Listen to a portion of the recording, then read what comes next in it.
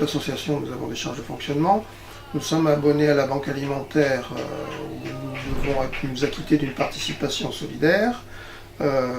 Donc il nous faut un certain nombre d'apports financiers, on va dire. En l'occurrence, nos partenaires les plus importants sont d'une part les collectivités locales, donc je vais citer d'abord la commune d'Oloron, qui nous fournit le local, qui a d'ailleurs été configuré en fonction de nos besoins, et qui nous fournit également une aide logistique importante, prêt de véhicules pour assurer les navettes jusqu'à la banque alimentaire, mais également lors des collectes, et une subvention pour nous permettre d'assurer un certain nombre de charges, notamment en matière de liaison téléphonique et Internet.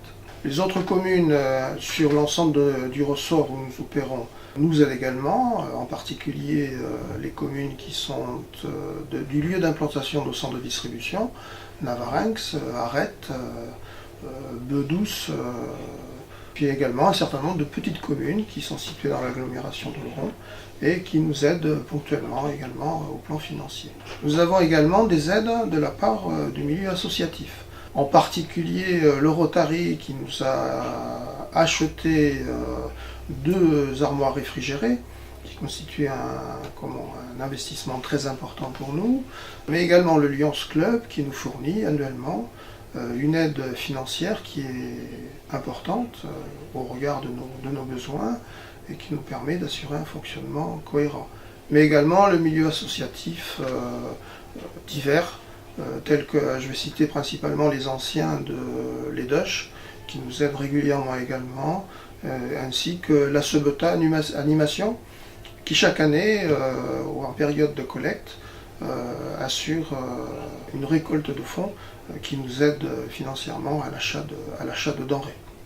Et le bilan, je dirais qu'il n'est pas encourageant, étant entendu que nous constatons d'année en année une augmentation de la précarité chez les particuliers. Pour prendre les chiffres de l'année 2016, nous avons aidé 701 familles. 701 familles qui représentent 1739 personnes. 4% de la population, ce qui est quand même pas neutre. En nombre de passages, puisque chaque famille passe plusieurs fois dans l'année, nous avons, en nombre de personnes au passage, enregistré 10 000 passages. Nous distribuons chaque année de l'ordre de un peu plus de 60 tonnes de marchandises, entre les produits frais, les produits conserves, surgelés, produits secs. Ça représente une part importante, ce qui veut dire qu'une personne qui vient à la distribution récupère globalement de l'ordre de 6 kg de marchandises à chaque passage. Ce n'est pas des chiffres sur lesquels nous allons nous gausser, parce qu'il est évident que c'est un constat d'échec, ce genre de situation, parce que notre société doit, pour pouvoir subvenir aux besoins de ces personnes-là, s'appuyer sur des associations comme la nôtre pour pouvoir assurer de bonnes conditions d'approvisionnement, étant entendu que les moyens leur manquent. Constat qui est effectué non pas par nous-mêmes, mais par les services sociaux.